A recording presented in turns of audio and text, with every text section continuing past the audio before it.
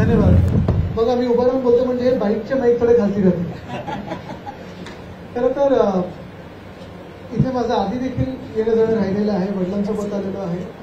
पण आज जेव्हा मला या कार्यक्रमासाठी मार्झीजींनी बोलवलं, मी बोललो नक्की येतो मी, कारण हा एक जरा आगळा वेगळा कार्यक्रम आहे. एरवी आपण साधारणपणे जे राजकीय कार्यक्रम असतात ते चालू राहतात, पण रेनकोट देण्याचा कार्यक्रम असेल, पावसाळ्यात तुमचं इक्विपमेंट वाचवण्याचा कार्यक्रम असेल, मला तर हे पण मला माहिती आहे की आपल्यातून अनेक लोक असे आहेत, कारण मी स्वतः फोटोग्राफर्सला माहिती आहे, पाऊस आला तर मला स्वतःला झाकण्यापेक्षा पहिला पण कॅमेराला झाकतो. आणि हे आज जे काम करत आहेत माझी खरोखर आपले आभार मानायचे तरी कमी आहेत, कारण आपण खूप काम करत असतात. माझी ओळख त्यांची एवढीच आहे, कारण लिव्ह टू गिव्ह फाउंडेशन जे आहे ते खरोखर चांगलं काम करतं. मग माझ्या मतदारसंघात असेल, आता पण त्यांचाच एक आधीचा कार्यक्रम होता, तिथून आम्ही थेट येतोय. आणि कधी कोणाला काही मदत लागली त्यांना फोन केला की ते काही बोलत नाहीत, मदत करत असतात. बरं, मदत ती अशी देणगीची वगैरे नसते ना, तर लोकांना वाटेल की हे इलेक्ट्रॉनिक बॉन्ड पण विकत चालले.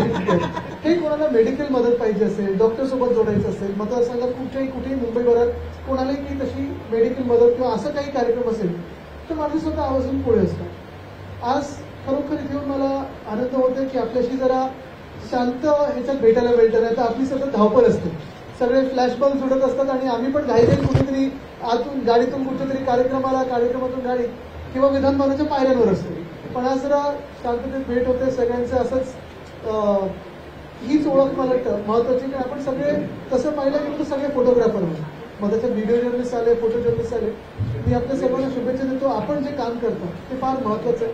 ती वास्तू देखील तेवढीच महत्वाची आणि हा पत्रकार संघ देखील तेवढा महत्वाचा आहे. मी अभिमानाने आवर्जून सगळीकडे सांगत असतो की आता गेल्या 10 वर्षात नॅशनल मीडियावर अनेक लोक प्रश्नचिन्ह उपस्थित करू शकतात, ते योग्य आहे अयोग्य हे सगळं वेगळं. कधी कधी आम्हालाही वाटतं की तो कुठे वाईट, पण आपल्या महाराष्ट्रातला जो मीडिया आणि आपण सगळे जेव्हा प्रश्न विचारणे असाल किंवा मग फोटो काढणारे किंवा व्हिडिओ काढणारे असाल, हे खास करून आपण जास्तीत जास्त न्यूट्रल राहिलं आहात आणि सत्य परिस्थिती लोकांसमोर आणली आहे, म्हणून मी आपले आभार मानत आहोत. आणि खरोखर असंच राहावं म्हणून माझी ईश्वरचरणी प्रार्थना, आपलं देखील सहकार्य असंच राहावं. जे आम्ही चांगलं करत असू ते कौतुक केलेलं आम्हाला आवडतंच, पण जे चुकत असू तिथे पण योग्य तो मार्ग दाखवावा, हे मी आपल्याला नेहमीच माझी विनंती आपल्याला. धन्यवाद. जय हिंद, जय महाराष्ट्र. एबीपी माझा, उघडा डोळे बघा नीट.